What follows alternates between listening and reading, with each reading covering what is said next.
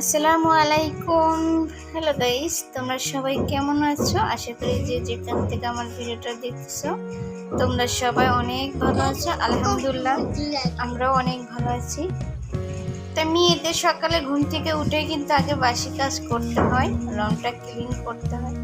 তা আমি সেই কাজটা ডেইলি যেভাবে করে থাকি ওইটাই করতেছি। রুমটা ঝাড়ু দিয়ে নিয়ে আগে রুমটা আমি ক্লিন করে নেব, পরিষ্কার করে নেব। আর পাশে এখানে বাসার কাজ করতেছে, এদিকে একটু শব্দ প্রবলেম হতে পারে, তার জন্য আমি অনেক অনেক দুঃখিত আপুরা ভাইরা। আর আজকের ডেইলি যে আমি সকাল থেকে একে দুপুর পর্যন্ত কি কি করব সেটাই তোমাদের সাথে আজকে আমি শেয়ার করব।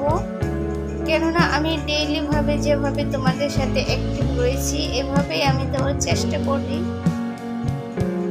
আর তোমরা যে আমার ভিডিও না দেখো এতে অনেক মন খারাপ হয়, অনেক কষ্ট হয়। কেননা একটা মেয়ে অনেক কষ্ট করে একটা যে কোনো আপুরাই যারা ব্লগ করে অনেক কষ্ট করে একটা ভিডিও শুট করে তারপর এডিট করে, অনেক কষ্ট লাগে। তা আমিও এরকম ভাবে ভিডিও বানাই। তা আমার ভিডিওটা ভালো লাগলে অবশ্যই আমার চ্যানেলটাকে সাবস্ক্রাইব করে, প্রথমে যারা এখনো লাইক করোনি অবশ্যই আমার চ্যানেলটাকে একটা ছোট্ট লাইক করে আমার পাশে থাকো, সঙ্গে থাকো। আমি অত গুছিয়ে কথা বলতে পারি না আর বলার চেষ্টাও করি, কিন্তু কি বলবো আমি অতটা অভ্যস্ত না। তো যারা অনেকে আছে অনেক বক্তব্য দিতে পারে, তা আমার মনে আমি যেভাবে কথাবার্তা বলি সেটাই তোমাদের সাথে শেয়ার করি। আমি একটা সাধারণ মেয়ে, সাধারণভাবেই থাকতে চাই তোমাদের মাঝে।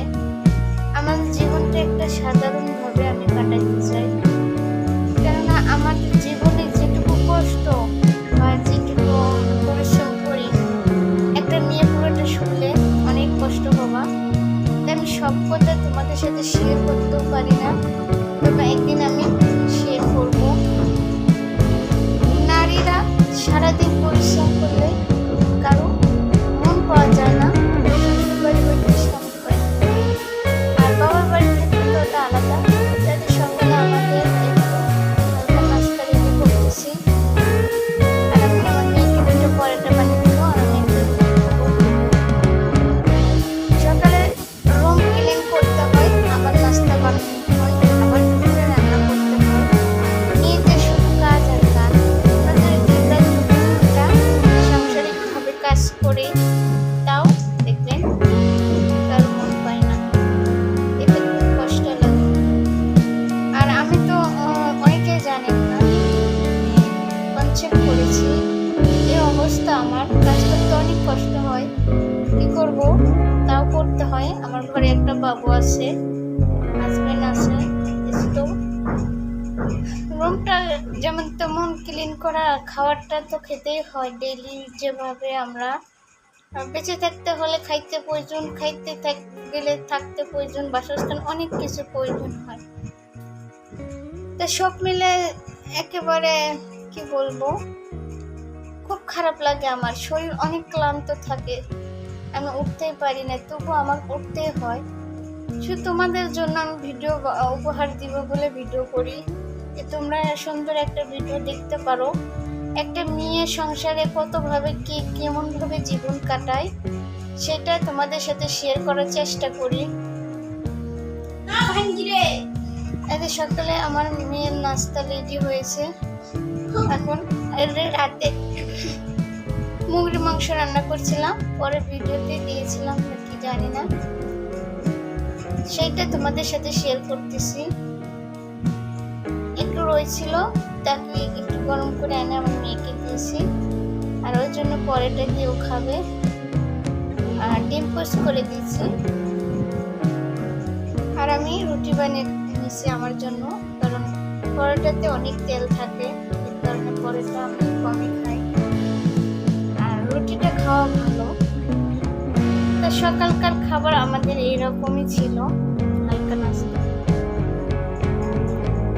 তো অনেক আপু আমার ভিডিও স্কিপ করে যায়।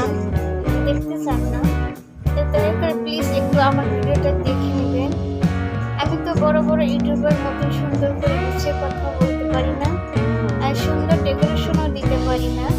আমার রুমে যেটুকু আছে আমি ওইটুকু দিয়ে তোমাদের ভিডিও দেওয়ার চেষ্টা করি, কেননা সবার জীবনে সব জিনিস ঘটে না, আর সবার কপালে সব জিনিস সহ্য হয় না নাকি অনেকেই বলে। তা আমার কপালটা এরকম, আমার কপালে সব ভালো জিনিস হয় না। তা আল্লাহর কাছে এত বলি নামাজে, আমি তো কিচ্ছু চাই না আল্লাহ, আমি একটা স্বাভাবিক জীবন যাপন করতে চাই, তুমি এটুকু আমার কাছে সন্তুষ্ট, একটা সুন্দরভাবে আমি যেন জীবন বাড়াইতে পারি ভবিষ্যতে। তোমরা সবাই দোয়া করবা। আমার মেয়েটা অনেক রোগা হয়ে গেছে, জানি না, জানি অনেক, কারণ একটা মা মানে দুইটা বেবি ক্যারি করা অনেক কষ্ট। তা আমার শরীর খারাপ, কিন্তু আমার মেয়ে মানে অনেক কষ্ট পায়, একা একা গোসল করে, একা একা খাওয়ায়, ও অনেক কিছু এই বয়সে শিখে গেছে। কেননা যারা শহরে থাকে এদের পাশে কেউ থাকে না, নিজের হাজবেন্ড তো জব করে, সকালে পড়ে চলে যায়, আর সারাদিন আপনার শরীর ভালো মন্দ এদের খোঁজ পরামর্শ নিতে থাকে।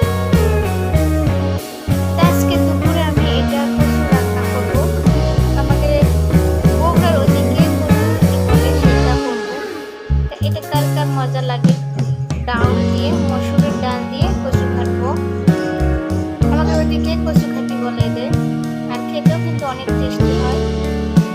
তা কিভাবে আমি এটা রান্না করবো, পুরো ভিডিওটা দেখলে আমার এই রান্নার রেসিপিটা দেখতে পারবা। আর এই কচু দিয়ে শাক দিয়ে অনেক কিছুই রান্না করা যায়, কিন্তু আমাকে বগুড়ার ওইদিকে কিন্তু ঘাটিটাই বেশি খায়, ভর্তা আর ঘাটি এটা বেশি খায়। তা মেয়েদের জীবন সাংসারিক বিয়ের পরে একটা মেয়ে বুঝতে পারে তার জীবনে কি ঘটে যাচ্ছে, সে ছাড়া আর কেউ বলতে পারে না। তা আবার অনেক ক্ষেত্রে অনেক কিছু বলে মানুষ, তো সেটা আমি মাইন্ড করি না। তা আমার জীবন কাহিনী শুনতে হলে আমি একটা ভিডিও করব, সেটাতে তোমরা অবশ্যই দেখবা। আর এই কচুর শাকে কিন্তু পোকা থাকে, সাবধানে তোমরা কেটে নিবা। আমার জীবনে ঘটে যাওয়া অনেক ঘটনা ঘটে গেছে, কিন্তু আমি কারোর সাথে কষ্টটা শেয়ার করতে পারি না। এটা আমার দিন রাত 24 ঘন্টা আমি ঘুমড়ে ঘুমড়ে মরি, কি করব, কার সাথে শেয়ার করব বুঝতে পারি না। তাই ভাবি একটু একটু হলে তোমাদের সাথে আমি শেয়ার করার চেষ্টা করি, একবারেই তো হয় না ধম করে বলো। আমার বলতেও খারাপ লাগে, কেননা একটা মেয়ের জীবনে যদি তোমরা কষ্টের কথা শেয়ার করো মানুষ উপহাস করে, আর সুখের কথা যদি শেয়ার করো অনেকে হিংসা করে, তা কোন দিকে যাব বলো। তো এই বলে আমি চুপচাপ থাকি। ছোটকালে আমার বিয়ে হয়েছে, অনেক ছোটকাল, একেবারে 15-16 বছরে আমার বিয়ে হয়েছে 2017-তে। তারপর থেকে আমি ট্রাভেল করতেছি জীবনের সাথে, জানি না সুখের দিন কবে পাবো, তবুও আমি আল্লাহর কাছে বলি, আল্লাহ তুমি আমাকে সুখ দিও, সুখ দিও। তা আল্লাহ বলে, বান্দা আমার কাছে চাও, আমি যেটুকু পারি তোমাদেরকে দুহাত ভরে দেব। তা এই আল্লাহর উপর ভরসা করে আমি দিনটা কাটাই, এভাবে আমার দিনটা চলতেছে। তা আজকের রান্নাটা আমার এ পর্যন্তই শেষ। তোমরা সবাই ভালো থেকো, আমি যদি কিছু ভুল করে থাকি বা বলে থাকি একটু ক্ষমার দৃষ্টিতে দেখো, একটু ক্ষমা করে দিও। আর প্লিজ আমার চ্যানেলটাকে বেশি বেশি করে শেয়ার করো, কমেন্ট করো, আর চ্যানেলটাকে অবশ্যই সাবস্ক্রাইব করে আমার পাশে থাকো প্রিয় ভাই ও বোনেরা, আমিও তোমাদের পাশে থাকবো ইনশাল্লাহ। সবাই ভালো থাকো, আল্লাহ হাফেজ।